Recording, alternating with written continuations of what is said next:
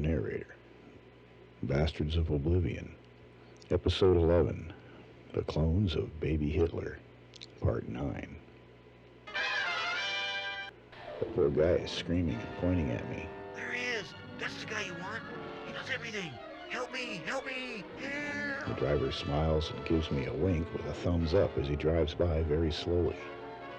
You never know exactly who knows what around this place. The telephone rings and I go back inside. It's the White House, not the actual United States Capitol building, but a big wooden white building that looked like it should be in the Bahamas or something. Anyway, they want me down there right away to replace the driver who just lost his position. I look out the front door, which is still open, and I can see the van leaving the post. Just a few hours ago, that jackass tried to kill me right there at the gate. I looked up at the sky. It sort of looked like the whole punctured clouds had faded away merely minutes before. Hey, can you send me a driver? I asked, and the guy on the other end laughed. Trinity, you're the driver. And he hung up. I stood there for a minute. The handset was cold and heavy. I slowly let the handset drop on the receiver. I enjoyed the heavy click. It felt cold and heavy and tired and dirty.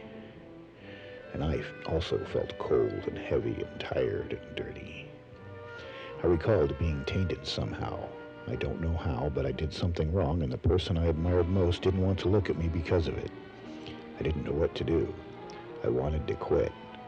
I walked over and closed the door. I sat down and lit a cigarette. Fuck this. I said out loud. I sat there and stared at the clock. It's a little box where the numbers flip over as each minute passes.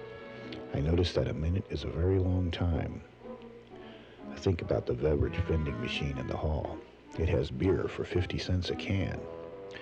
Then I remember the note and find my sea bag and reach into the alleged secret pocket, and the note is not there. I feel my knees and my pants aren't ripped. I sit back down and I really do not want to walk to the White House. Seriously, I just saved the fucking planet, and this is the thanks I get? But I start walking. As I'm walking, a Jeep drives past me. It stops a few feet and waits. So I trot ahead and I look in the window. Hey, sailor, need a ride? And I jump in the front seat. Where are you going? She had a southern drawl, so Day driver, and I'm late. I was trying not to notice she was cute. She was army. She smelled like maple syrup and coffee. Then I saw the cup in the holder. Doc, I said, and we looked at each other and smiled. Good luck. She winked. what do you mean by that? I scoffed. Naval Air Command it is. Your captain drives all the First Louis nuts I hear. The last one got taken out of here in a straitjacket 20 minutes ago screaming about aliens in our dreams. She said all matter of fact. She was dead serious. First Louis. I never thought of that. I'm the freaking janitor. And she stopped the Jeep. Have a nice day. She said. I stared at her for a minute. I was about to ask her how she knew so much about what was going on around here. She spoke before I could say anything. I work for the Stars and Stripes. What can you tell me about that? I asked. Who? Petty Officer Stevens? You can read about it tomorrow. She said. Now I have to get back to work. Have a nice day. She reached across me and opened the door. As I got out of the Jeep, I turned as casual as I could and turned on the old country charm. So, see you around sometime? I said flirtatiously, In your dreams, Space Cowboy. and she laughed and drove off. I watched her drive off and realized I didn't catch her name. The building looked different somehow, like it had a fresh coat of paint or something. I walked the 5 steps up to the front porch. The smell of overcooked coffee and Neverdol wafted through the air. The windows are open to allow the swamp cooler to operate more efficiently. The telephone is ringing inside. It stops after a few rings and I stand there. I am hearing disco music in my head. I hate disco. The front door opens and the captain is looking at me. Start the Jeep, Airman. He turns around and steps back inside. I walk around back where we parked the Jeep by the back door. There's a little sign that says, "For captain's use only," to let everyone know that this is a special spot. Somehow I feel differently about it. I seem to resent it, and I don't know why. The captain steps out the door and pretends to lock the back door. He has always done this, and I don't know why. It never bothered me before, but this time it made me think he was stupid. What are you snickering at, Airman? He said as he climbed in the Jeep. He gave me an ingratiating smile and laughed. He shut the door. The dispensary. He said, put on his glasses and opened an official document for his eyes only. Aye, Captain. I said and started the Jeep. Everything felt like I was in a Popeye cartoon. I puzzled at these odd feelings as we drove. The chaplain gave me thumbs up as we passed the base church. It was then that I realized something really bizarre. I was not at the secret joint military post anymore, but back on the Naval Air Station. We arrived at the dispensary and went inside. The calendar on the wall said October 22nd, 1981, and there was a little note written on the October 30th square that said fuzzy.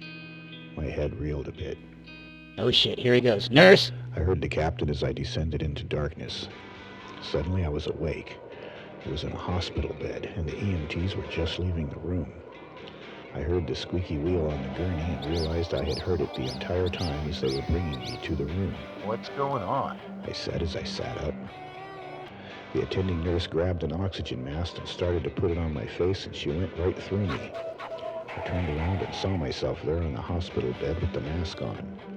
They were attaching electrodes to me and turning on machines. I was having an out-of-body experience. He seems to be sleeping. Get someone qualified in here on the double. It was clear they couldn't see me. The nurse checked my pulse and babbled some glossolalia.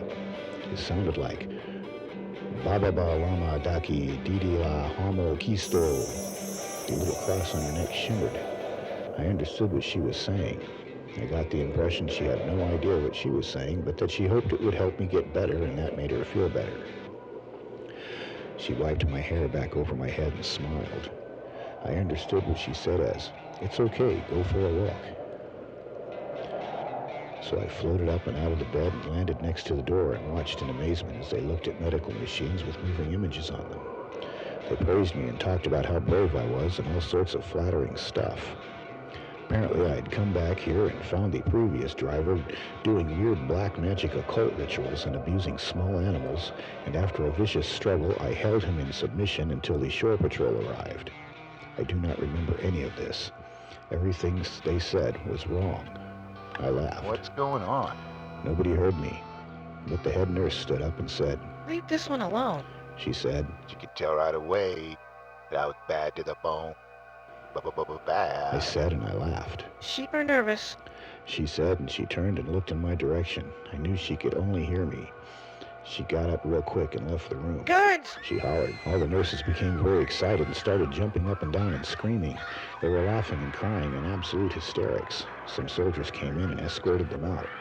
As I watched this, I could hear the radio in the distance playing the Beatles. I stood there watching all of this. I felt very different somehow. The room was cleared and a guard was placed at the window and at the front door.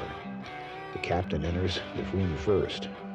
The doctors follow behind him and they shut the door, which swings right through me because I am out of my body. So it's true then. Says the captain. He's infected. He's got something. We're sure it's a variation of the common brown bottle flu. Said the doctor with the gold oak leaves. He's either a major or a lieutenant commander. He's wearing a white coat and blue scrubs. The other doctor is wearing the same and shares the same rank or rate or whatever it is. Shit. Says the captain. Well, which is it? I suppose it depends on which branch of the military you are. I said, and the second doctor turned his head in my general direction. Narrowed it down to either the rocking pneumonia or the boogie woogie flu, but it ain't no sin. Oh, that is fucking hilarious. I said out loud. The second doctor, who had never spoken, looked up at the other doctor and said, Oh, he's feeling just fine. Then he looked around the room, but he couldn't see me. And the captain looked around. Are you sure? Said the second doctor. Are you all right, Airman? You can hear me but not see me? I said. Yes, Airman. I am clairaudient. Is there anything we need to know? He turned and faced where he thought he heard my voice come from. It was sort of cool. I could get to like this. Yeah. Tell him I quit. And I went out the door. I floated right through the door. It was very cool. Not going to happen, Airman. I heard him say as I drifted off. Put him at the ready for life support. And do it yesterday. The captain stormed out the door and walked right through me in an angry haste. Someone get me a fucking driver. He hollered. Someone find some damn toilet paper.